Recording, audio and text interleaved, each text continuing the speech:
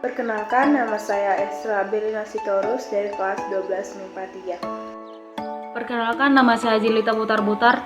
Dalam video kali ini kami akan melampirkan sebuah video penjelasan tentang pembelahan sel. Berikut adalah video yang akan kami lampirkan. Apa sih yang dimaksud dengan pembelahan sel? Nah, pembelahan sel adalah peristiwa di mana sel membelah menjadi dua atau lebih menjadi sel baru.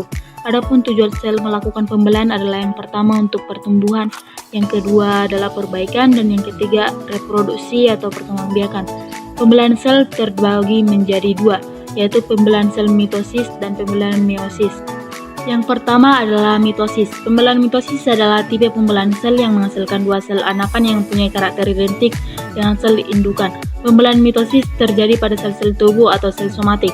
Fase-fase pada pembelahan mitosis yang pertama adalah fase interfase, di mana pada fase ini merupakan fase persiapan sebelum terjadinya mitosis, yang terdiri dari 3 fase yaitu G1, S, dan G2. Yang kedua ada fase profase di mana sentrosom akan mengalami replikasi sehingga menghasilkan 2 sentrosom. Selain itu, benang-benang kromatin mulai menebal yang lalu membentuk kromosom. Pada tahap ketiga yaitu tahap metafase. Pada tahap ini nukleus dan membran inti sel akan menjadi tidak terlihat. Setelah itu pasangan kromatik akan bergerak ke bagian tengah inti sel atau bidang ekuator dan terbentuklah lempeng metafase. Yang keempat ada tahapan anafase. Pada tahapan anafase pemisahan kromatit terjadi sehingga masing-masing kromosom ditarik oleh benang-benang spindel bergerak menuju kutub yang berbeda arah. Dan yang terakhir adalah fase telofase. Pada fase ini saya sudah masuk ke tahap akhir dari pembelahan mitosis, lalu kromosom telah tiba di kutubnya masing-masing dengan benang-benang spindel mulai lenyap dan membran inti sel mulai terbentuk, dan terbentuklah 2 sel anakan yang diploid atau 2N.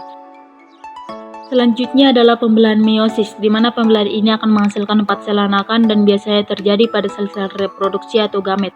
Fase-fase meiosis terdiri dari meiosis 1 dan meiosis 2. Pada meiosis 1 di profase 1 terjadi proses leptonema, zigonema, parkenema, diplonema, dan diakinesis. Pada fase metafase 1, tetra berkumpul di bidang ekuator anafase 1. Benang gelendong pembelahan dari masing-masing kultum menarik kromosom homolog sehingga setiap pasangan kromosom homolog berpindah. Pada telofase 1, kromatin membadat, sumbu inti terbentuk, dan nukleus muncul. Lalu terjadilah sitokinesis. Pada meiosis 2, profase fase 2 sentrosom membentuk 2 sentriol yang letaknya pada kutub yang berlawanan dan dihubungkan oleh benang gelendong. Pada metafase 2, kromosom berada di bidang ekuator dan kromatin berkelompok 2. Anafase 2, kromosom melekat pada kinetor benang gelendong lalu ditarik oleh benang gelendong ke arah kutub yang berlawanan, dan pada fase telofase kedua kromatin berkumpul pada kutub pembelahan lalu berubah menjadi kromatin, lalu terjadilah pembelahan yang menjadi 2 sel anakan sehingga anakan yang dihasilkan menjadi 4. Sekian dan terima kasih.